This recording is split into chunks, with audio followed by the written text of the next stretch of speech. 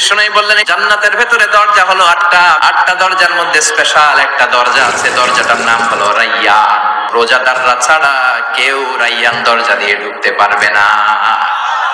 আবার বিশ্বনবী বললেন একবার রাইয়ান দরজা দিয়ে ঢোকার সুযোগ যে পেয়ে যাবে চিরকালের জন্য তার গলার তৃষ্ণা মিটে যাবে। রোজা রাখলে গলায় তৃষ্ণা হয় না? এই যে আল্লাহর খুশির জন্য এই তৃষ্ণাকে সহ্য করে আপনি রোজা রেখেছেন, এর ফলাফল হিসেবে রাইয়ান দরজা দিয়ে ঢোকা মাত্রই আপনার গলার তৃষ্ণা শেষ। জান্নাতের ভেতরে আমরা ঢুকতে চাই, শপিং মলে যখন আমরা ঢুকতে চাই কোন দিক দিয়ে ঢোকা লাগে? দরজা দিয়ে না, গেট দিয়ে। তো আমরাও জান্নাতের গেট দিয়েই তো ঢুকবো নাকি? আমরা জান্নাতের কোন না কোনো গেট দিয়ে ঢুকতে হবে। বিশ্বনবী ফরমান, বুখারীর বর্ণনা, ইন্নালিল জান্নাতি সামানিয়াতু আবওয়াব, জান্নাতের ভেতরে 8টা দরজা আছে।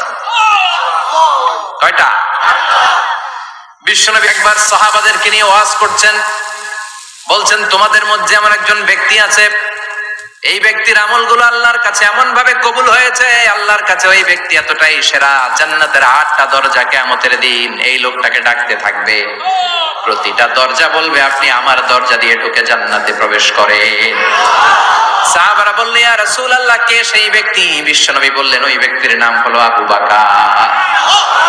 কিয়ামতের দিন সাইয়েদনা আবু বকরকে 8টা জান্নাতের দরজা থেকেই জান্নাতগুলো ডাকতে শুরু করবে, উদখুল মিন বাবি, উদখুল মিন বাবি, আমার দরজা দিয়ে ঢুকেন, আমারটা দিয়ে ঢুকেন। ওই দরজা থেকে বলবে আমারটা দিয়ে ঢুকেন। আল্লাহু আকবার। বিশ্বনবী আমাদেরকেও নিরাশ করেন নাই।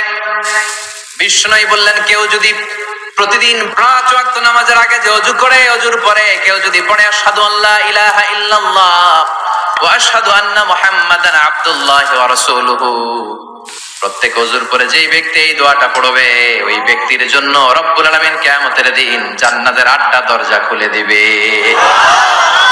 সেও সাইয়েদনা আবু বকরের সাথে সাথে ওই 8টা দরজা যেটা দিয়ে মন চায় ঢুকতে পারবে। কোন সুবহানাল্লাহ। বিশ্বনবী বললেন ইন্নালিল জান্নাতি সামানিয়াতু আবওয়াব, জান্নাতের ভেতরে দরজা হলো 8টা। মিনহা বাবুন ইউসাম্মা আর-রাইয়ান, 8টা দরজার মধ্যে স্পেশাল একটা দরজা আছে, দরজাটার নাম হলো রাইয়ান। লা ইয়াদখুলুহু ইল্লা সাইমুন, রোজাদাররা ছাড়া কেউ রাইয়ান দরজা দিয়ে ঢুকতে পারবে না। যারা রোজা রেখেছেন তাদের জন্য এন্ট্রি দেয়া হবে এই দরজা দিয়ে ঢোকা। আবার বিশ্বনবী বললেন মান দাখালাহু লাম ইয়াজমা আবাদা, একবার রাইয়ান দরজা দিয়ে ঢোকার সুযোগ যে পেয়ে যাবে চিরকালের জন্য তার গলার তৃষ্ণা মিটে যাবে।